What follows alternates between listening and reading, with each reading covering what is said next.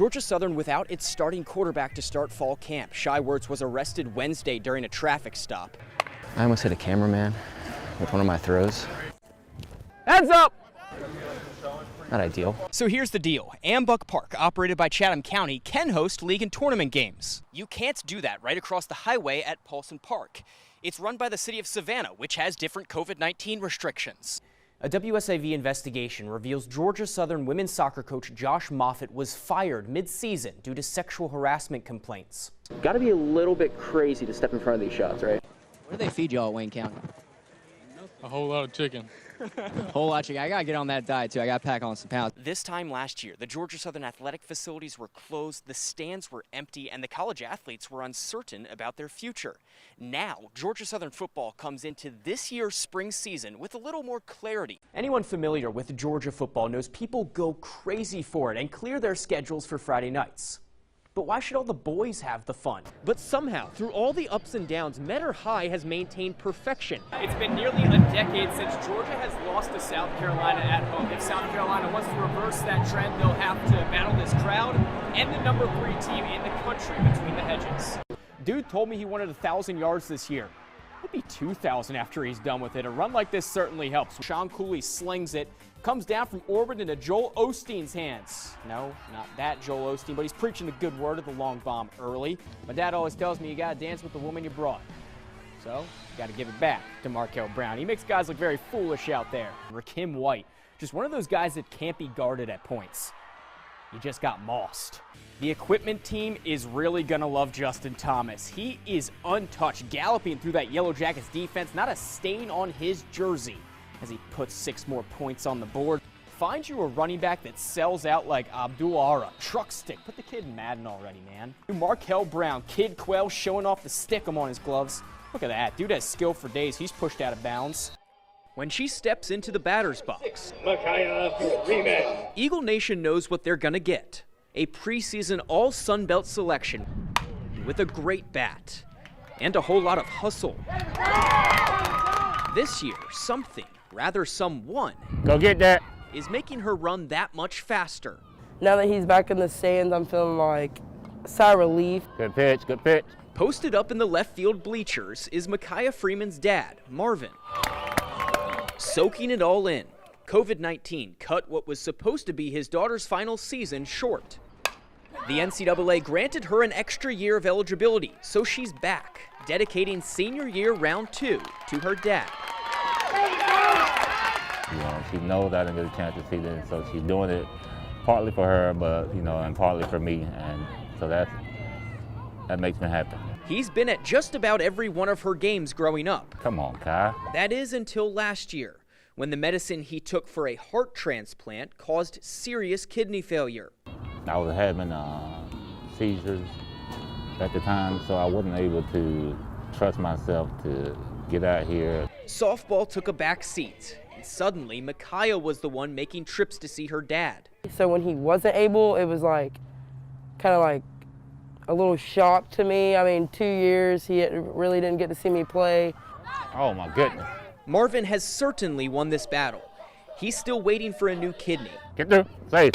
But healthy enough to call Eagle Field his second home once again. I think he was able to, fight and continue to fight because of me and my sister. It's 8 in the morning.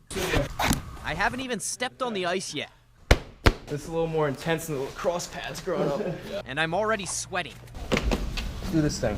Just a day in the life of a hockey goalie. Except I can't skate and have never stopped a shot in my life. Got to be a little bit crazy to step in front of these shots, right? Yeah, I mean, you're literally signing up to get pucks or balls ripped at you, so I don't know who wants to do that or if it really makes sense, but not for me. That's a great thing to hear right before I step on the ice. I appreciate that. So how do you muster up the courage to face these shots? Don't be scared of the puck. You're pretty much covered head to toe in gear, so I think anything that comes at you is going to hit pads. I took that advice. All right. And promptly forgot it. First 4 shots, my eyes will be closed. And what do you know? Oh, man. It didn't go well. That go in? Yes. Yes, it did. Eventually, you get the hang of it. But don't get too confident. Guaranteed save. Right here, guaranteed save. Because Team Georgia will humble you. real quick. I got that. Growing up playing hockey, I think that everybody knows that a goalie is a difficult job. Forget saving a shot. Staying upright is the first challenge. Jesus, take the wheel. I'm out of breath. Take it away. How do you think I did? You held your ground. Yeah, you held your ground. I think you saved about 30% of the shots. Think I got any shot at making the team? I mean, my eligibility's gone, but in an alternate universe. Yeah. He's being nice. With or without me, Team Georgia is going for a three-peat at the Savannah Hockey Classic. Oh, God! I won't be in goal, so probably a couple more saves from Team Georgia's end. But for now, in Savannah, a very tired Connor DelPrete. WSAV News. Every day, Tell me when you're ready. Austin Wegman serenades his neighbors in Guyton. From his favorite spot on the porch, It's me loving music, and it's not even just trumpet. I love all music. That's all I do. I don't even listen to actual TV. I play music all day.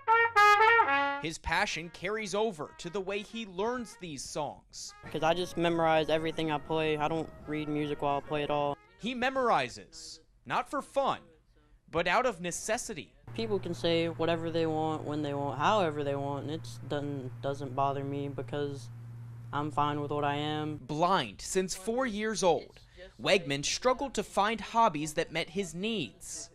Then, he picked up the trumpet. It was a godsend. It really was. Mom watched as her son made his way up the band ranks, from accelerated music class at South Effingham High to the marching band on Friday nights. Once Austin started band is when he found himself, really.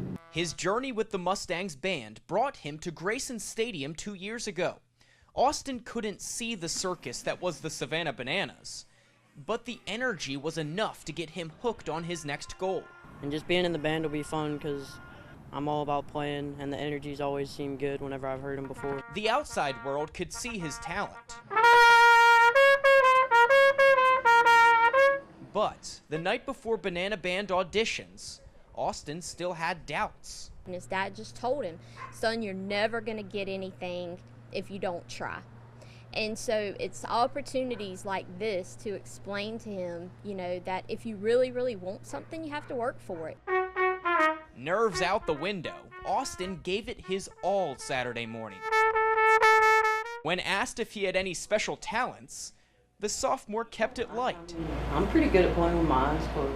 All jokes aside, Austin had a message for other kids in his situation who may be discouraged by the odds or what others say. Use that as motivation to prove that you can do it. A 15-year-old who proves a diagnosis doesn't determine who you are. It's enough to make any mom proud. He's mastered the art of rejection, but he never gives up. How can you not be proud? When he doesn't let anything deter him. It doesn't matter what it is. If he wants to do it, he's going to figure out a way.